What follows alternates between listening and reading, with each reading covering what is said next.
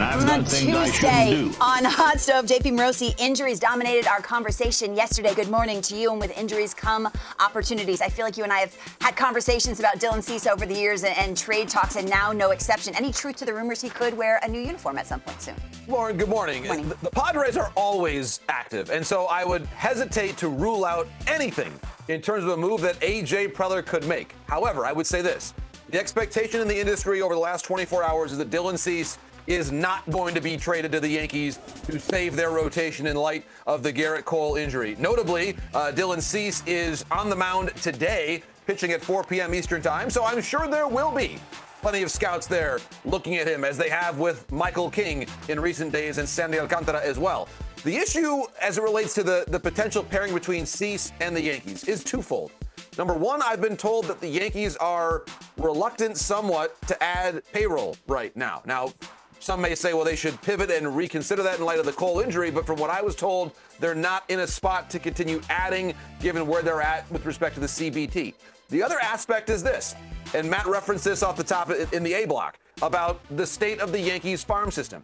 If you were going to acquire or have a Dylan Cease deal, you might theoretically ask for Jason Dominguez. Well, he's probably going to play every day in the major leagues, or at least he should this season. Or perhaps Will Warren. Well, at this moment in time, could the Yankees really afford to give up one major league ready pitcher to bring in someone else for 1 year, especially, Lauren, when you consider what is the status of Garrett Cole for 2026, which honestly we do not know at this stage. So while, yes, certainly the Yankees have a need right now in their rotation, I think it has a chance to be either from within, perhaps an external signing like a Kyle Gibson, Lance Lynn, they're both still out there. I just do not think we're going to see a Dylan Cease trade that rescues the Yankees rotation. The job of a front office, and it is a difficult one. There is this, I was just at spring training for about a week. There's this narrative that spring stats don't matter. And then you talk about Cam Smith and everyone's kind of wowed by his spring. What side do you lie in terms of stats? Well, it depends, Lauren, in the context. Okay. And Cam Smith comes over. He was drafted just last year. And Dana Brown said yesterday on MLB Network Radio that there is a path for him to make the opening day roster. So clearly, Dana Brown, whose opinion matters a lot more than mine, Dana Brown's a believer in springtime numbers. And look at those swings. Cam Smith is on it. I love the way that he hits to all fields, the poise that he has. It's a very quiet approach at the plate that I believe will play very soon in the major leagues, whether it's opening day or a month in or 6 weeks in. A reason why Cam Smith could, in the midst of the Astros changing roster and Altuve playing left and Bregman and Tucker no longer being there, is he has versatility. He can play third base. He could potentially play right field as well. So Cam Smith is really impressing the Astros brass in camp so far this spring. And so, Lauren, to the answer about Cam Smith's numbers matter in a big way because of what he is proving to the Astros that he can do at a time where they have a need for young, dynamic position players, given Altuve changing positions and Bregman and Tucker changing teams. I am listening to you, JP, thinking file Trace Thompson under that same category. 6 spring home runs. What's decision time look like in Boston? What do you think? It's a very fluid roster right now, Lauren, for the Boston Red Sox. And notably, we have not yet seen, still, it's March the 11th, no sign of Rafael Devers yet in Grapefruit League action. He's not in the lineup today either, so perhaps it'll be tomorrow. But Trace Thompson is staking a very strong claim to a roster spot on opening day. He has experienced seemingly everything there is to experience in Major League Baseball. He's been up, he's been down, back to the minor leagues. He's had injuries at different times. But it was a really good story written by Bill Ladson at MLB.com about how much Trace is enjoying the moment, savoring the opportunity. He's a father of 2 young children. He just has, I think, great perspective right now, Lauren, in the way that he's playing. 6 home runs in Florida in spring training. Again, it's much more hitter-friendly in Arizona. So when you're hitting 6 homers in 23 at-bats in Florida, it does catch your attention, especially from the Boston Red Sox perspective right now, Lauren, because Wilyer Abreu had a gastrointestinal virus earlier on this camp and is not fully ready yet for game speed and the full workload. So there could be a path for Trace Thompson to be there on opening day, whether it's with the Red Sox or potentially a different organization. I love that you said he's enjoying the journey, right? Important in baseball, not just in baseball, in life. Every camp I went to, JP, the managers all talked about the decision they think about when they go to the yard and when they come back from the yard. What does the outfield in Texas look like for Bruce Bochy?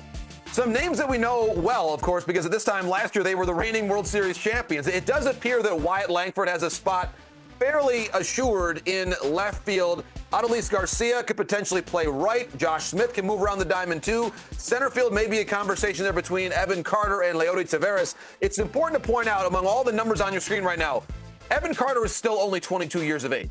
And there was the immediate success that he had there in the World Series and popping on the radar screen and helping the Rangers win their first championship. And then last year certainly had some struggles too. But Evan Carter, for me, he's still young enough to be a prospect. He's also polished enough and experienced enough to be someone the Rangers can rely upon. Yes, they've got Taveras there as well, Kevin Pillar, a veteran, but right now I think there is a definite path for Evan Carter to get everyday at-bats in Texas this year. Last week of Hot Stove, getting the final pieces of information. JP Morosi, thanks to you. Appreciate it. Keep doing your thing, man. You're on the right trajectory, man. He's on the right trajectory. While you were watching something else last night, this is just awful. It's happening today. Garrett Cole is, in fact, having Tommy John surgery. He will miss the 2025 season. This is a big blow to the Yankees. You cannot overestimate the impact that this is going to have on the Yankees starting rotation. And the speculation is running rampant now, Harold, as to what the Yankees do in the absence of their unquestioned staff ace. Yeah, I mean, first off, love Garrett Cole. Yeah. He's so good for the game. Yep. You know, we watched him he was injured last year, no doubt about it. Pitched dynamite all the way down the stretch to get them to the World Series. And they had that one bad inning, but he threw the ball great last year. But he has been one of the top-notch pitchers in the game. I remember watching him at UCLA for the draft. I was getting ready for the draft, and his stuff was just electric. And then we watched him in Pittsburgh, and he was good. Yeah. It wasn't that. And then he went to Houston. Superhero. And then he came here. Right. Like, wow. Right. But the thing about Garrett Cole, this affects the Yankees, not just him on the mound, but he was a leader on that team. And he's a guy that walks in the clubhouse, commands it. I remember, Matt, last year when he came back from the injury, and I was at Yankee Stadium. I was doing a thing with Soto, and that was the day he was going to throw a sim game, first time back. Mm-hmm. The whole team lined up and watched him throw. How many guys do that? He played a sim game, and the whole team was on the top step watching Garrett Cole pitch. Yeah. That's how much he means to the Yankees. Influence everything else. They're going to miss him big time. So what's next? What do you think? Is there a deal to be made? Are they going to be satisfied with the existing group? No, they got to go get a deal done. Okay. They're pitching fragile. This is the way it looks like right now in the absence of a deal. Too many what ifs. You know, Max Fried. Okay, we're expecting him to be great, but he's in New York for the first time. You got Rodon. All right, we don't know what he's going to do. Smith is going to be a starter. Stroman, they didn't want in the rotation. Smith's been starting. Yeah. Stroman, they didn't want in the rotation. You know, Carrasco, he's battling to stick around in the big leagues.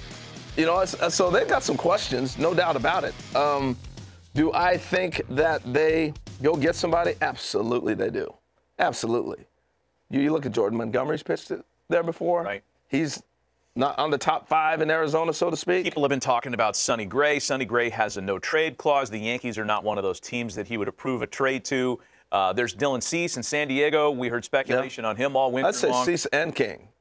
You got to go back and look at. They got to look at everybody that's been rumored. Do they have including my guy Sandy? That was my next question. Do they have enough of a prospect package? I'm not intimately familiar with what the Yankees have in the lower level of the minors. I don't think any of us are. But what do you think? Is that a realistic? Yeah, I think the thing that Marlins are looking for isn't just prospects. They're getting rid of the money. Other than that, you keep Sandy. Yeah, it's a financial move. It's a terrible story for the Yankees, bad for baseball. Garrett's probably under the knife here shortly, so we hope everything goes okay, and we see him out there after he's fixed up in a year or so.